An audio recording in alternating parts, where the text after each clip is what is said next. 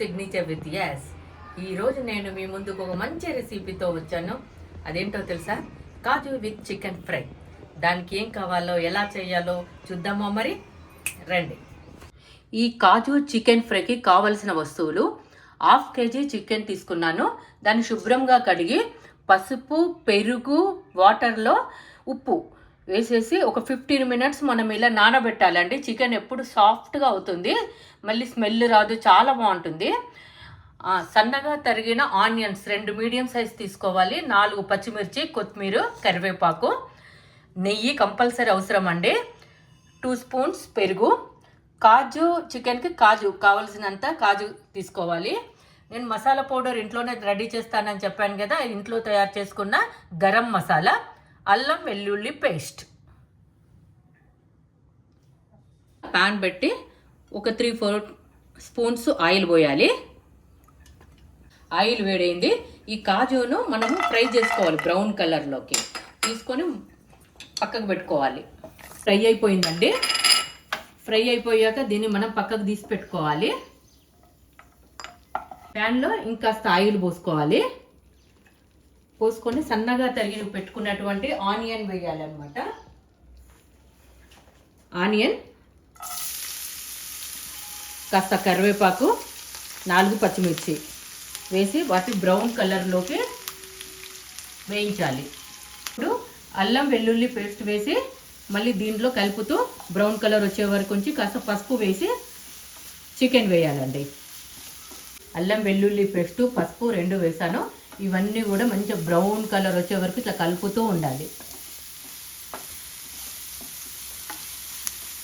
ఇప్పుడు మనం 15 minutes ఏదైతే చికెన్ ఉప్పు, పసుపు, పెరుగులో నానబెట్టుకున్నామో దాని నీళ్ళన్నీ పడేసి మళ్ళీ శుభ్రంగా కడిగేసి ఇప్పుడు ఈ ఆనియన్లో వేయాలి అన్నమాట. ఈ ఆయిల్లో వేసి కలుపుతూ ఉండాలి. ఇంకా ఈ చికెన్కు అల్లం ఉల్లిపాయ పేస్ట్ కాస్త పట్టింది. ఒక 5 minutes అయింది. ఇప్పుడు ఉప్పు, కారం మనం తగినంత వేసుకోవాలి.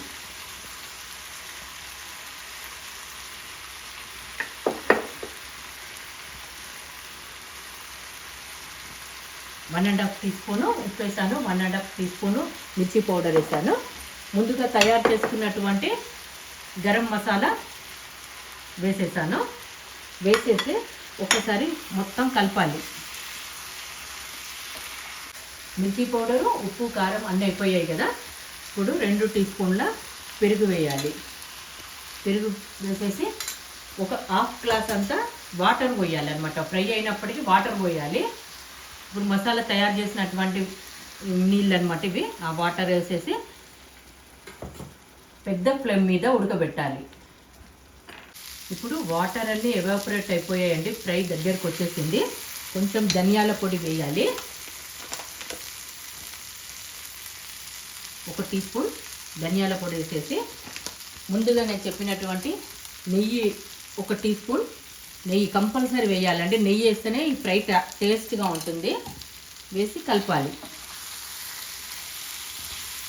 కలిపి ఒక 2-3 minutes అయిన తర్వాత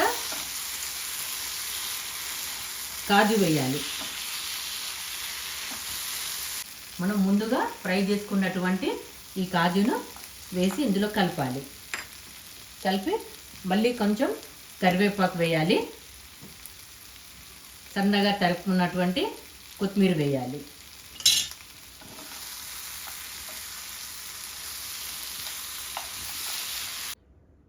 ఫైవ్ మినిట్స్ అయిపోయిందండి. ఈ కాజు with chicken fry ready. Hotel స్టైల్లో ఉంటుంది.